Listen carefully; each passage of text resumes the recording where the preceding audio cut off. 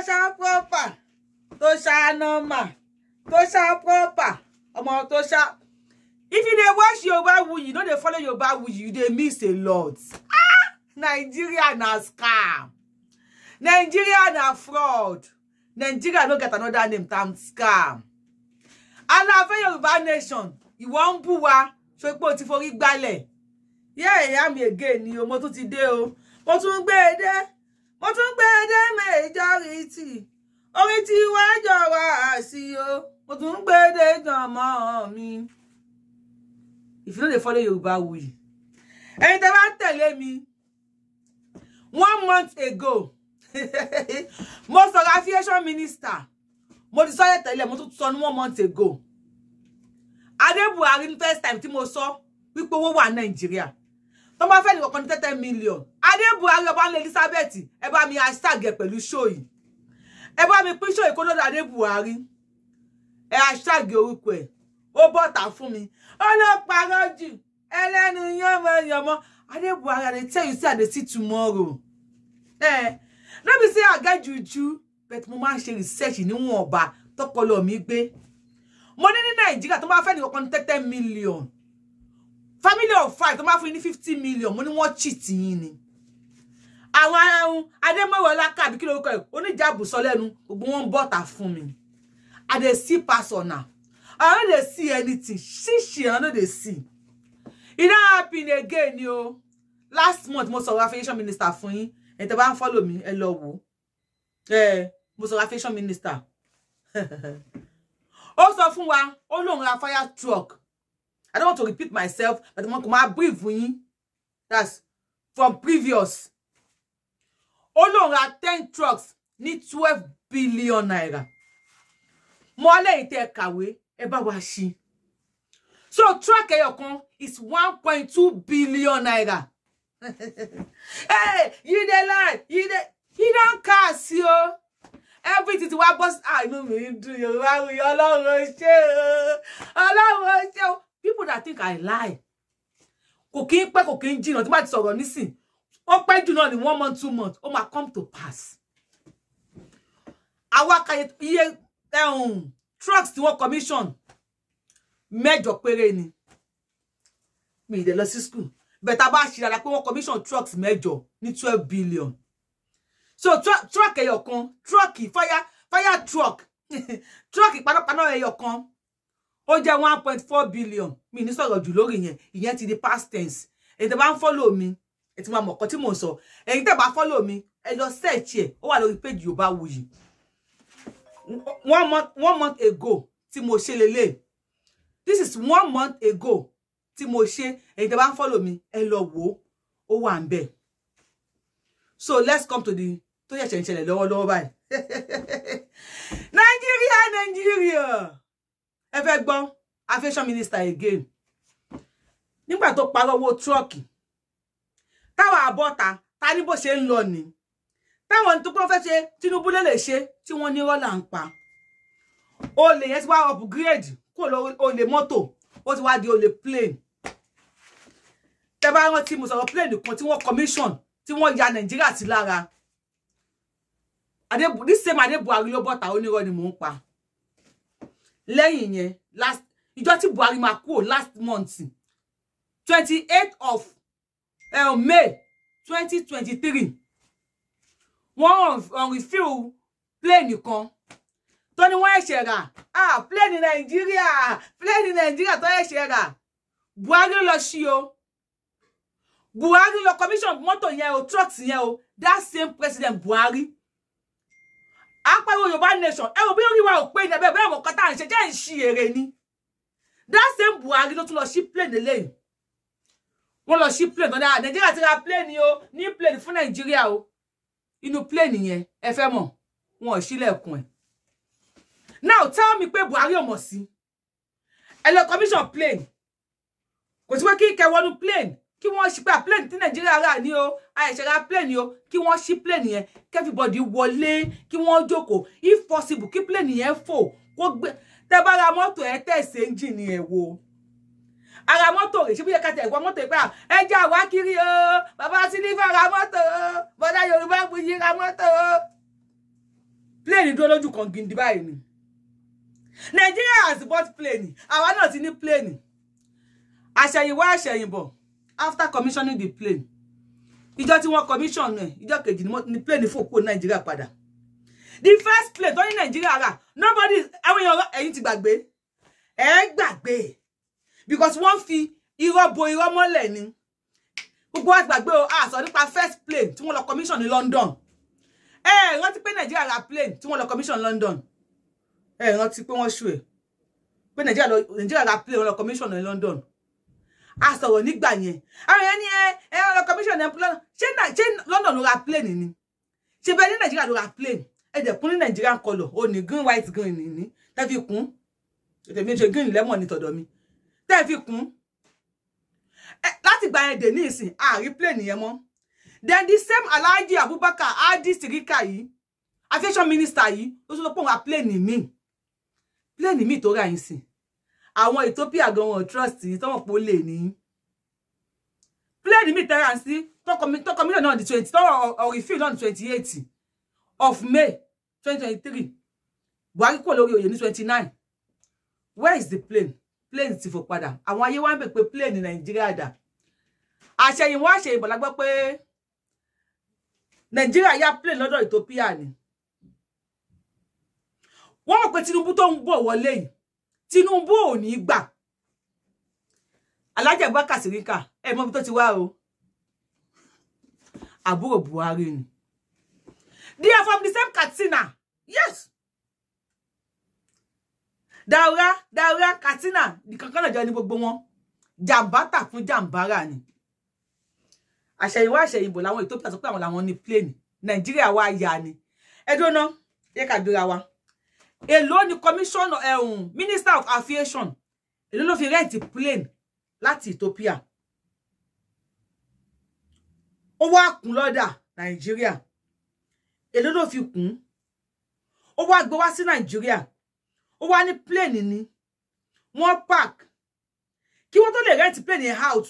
Kí wọ́n tó lè charter plane yẹn. Èló ló sọ fún Ethiopia.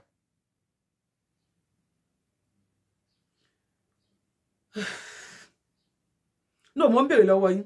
Èló gangan ló sọ fún Ethiopia. Àwọn Ethiopia gan wọn trust yín. Má sọ fún yín tó bá ti pé ó lè ní ẹ ará àdúgbò àtàrà àtàwọn ní trust ẹ. Nọ́mbà yẹn gangan làwọn Ethiopia ò yọ kúrò ló kásì ọ̀rọ̀ báyìí nísìn o. Ó ti kásì o. Nọ́mbà yẹn gangan ó ti kásì báyìí nísìn. Wọ́n wá ń jẹ́wọ́, wọ́n ní wọ́n rent plane ni. Àbí kí n kà fún yín kẹ́ gbọ́ ni. Wọ́n ní wọ́n rent plane. Àwọn Ethiopia kọ wọn ò yọ nọ́mbà wọn kó lára plane. Wọ́n ti gbé plane padà sí Ethiopia o. Olóòká gbòòká, ọwọ́ àwédòfo. Olóòká gbòòká, ọwọ́ àwédòfo. Àwọn Nigeria sọ fẹ́ wọ plane. Bóyá kọ́ wọn mọ́ ìlú ẹ̀.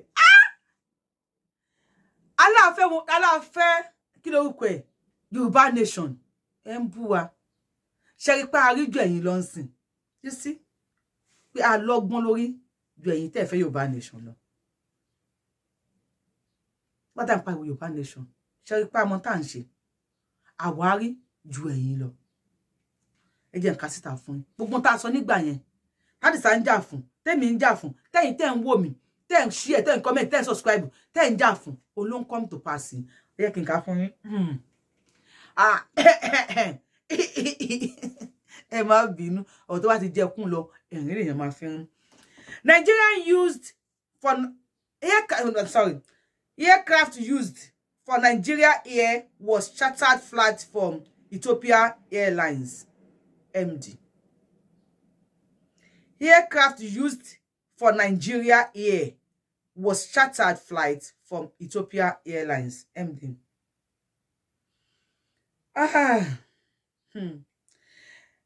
The interim managing director of Nigeria Air, Captain Dapo Olumide, on Tuesday said the aircraft used to unveil the country's national carrier was a legitimate chartered flight from Ethiopian Airlines. He said the aircraft returned to Ethiopia Airlines after the unveiling. olóòka gbòòka wọ́n yà wá gbà nǹkan wọn kíákíá tó mọ̀ pé ẹ lè jẹ́ mọ́lẹ̀ Nàìjíríà wọn trust yín. Olumide stated this before the Senate Committee on Aviation. Mr. Olumide stated this before the Senate Committee on Aviation. The committee members expressed its misgivings toward the unrefilling of the national career during a meeting with Olumide. The permanent secretary of the Ministry of Aviation, Emmanuel Meribole, as well as head of aviation agencies. At the meeting, the chairman of the Senate Aviation Committee, Senator Biodun Olujimi, wondered why the immediate past Minister of Aviation, Alhaji Hadi Sirika, hurriedly unrefilled a national career on the last day of the Muhammadu Buhari administration. Yes, it will do it hurriedly. Because why? Buhari law appoint here as the Minister of Aviation and Uncle Eni and their partners in crime. He now will cover it for him, but he never knew the Nigerians will speak up. We are here to speak up. Also, the chairman of the House Committee on Aviation, Unanji, said the launch of Nigeria here is a fraud. I told you 1 month ago.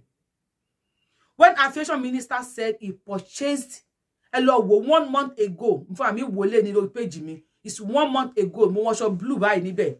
When he said he bought fire trucks, 10 fire trucks for 12 billion naira, and he said more are still coming. Yet, we want to commission fire trucks, major no one be. You truck iwo ni one at 1.4 billion naira. And nobody is saying anything. Why will not say anything now? Se ba àwọn bàbá ló kó síbẹ̀ àwọn ọmọ ìyá ẹ̀ àwọn family ẹ̀ láti le gam don't go ton ti wá àwọn wèrè àwọn aṣòṣì mamo. Let me read further. Also, the chairman of the House Committee on Aviation, Mr. Naji, said the launch of Nigeria here is a fraud. He stated this after meeting stakeholders in the aviation sector who largely denied knowledge of the launch. He said that after meeting stakeholders in the aviation sector who largely denied knowledge of the launch. They denied knowledge at one launch aircraft. Meanwhile, the Ministry of Aviation said Nigeria here was only unveiled and not launched. Unveiled and not okay. If you said Nigeria Airlines, meanwhile, the Minister of Aviation, Mr. Hadi Sirika Hadi, said Nigeria Air was only unveiled and not launched. Okay, it's only unveiled. Now, why did it return to Ethiopia? And why did it carry Ethiopia aircraft number? Okay, let's say number here, mistake in let's say the number is a mistake. Fine, agreed. Then where is the plane? Well, you say it's not launched, it was unveiled. Now, where is the plane? Why did it return to Ethiopia where you brought it from? Wahala today. Nigeria, our ministers here, somebody say good morning, good afternoon, good day. Hello water. Just believe in according to the time. According to the time. Let's go. Responding to the committee, Captain Dakpo Olumide said Nigeria here was unveiled at the time it was to prove in Nigeria that the project is not a fraud. The committee, after carefully evaluation of the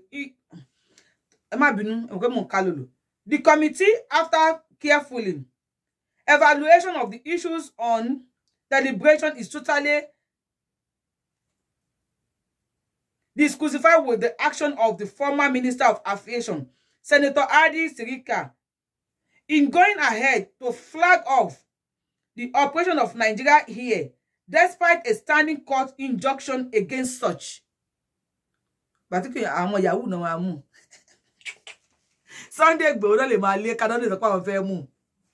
Yorùbáwùyí náà máa ní kó máa wá sí Nàìjíríà nítorí pé Yorùbá là wá.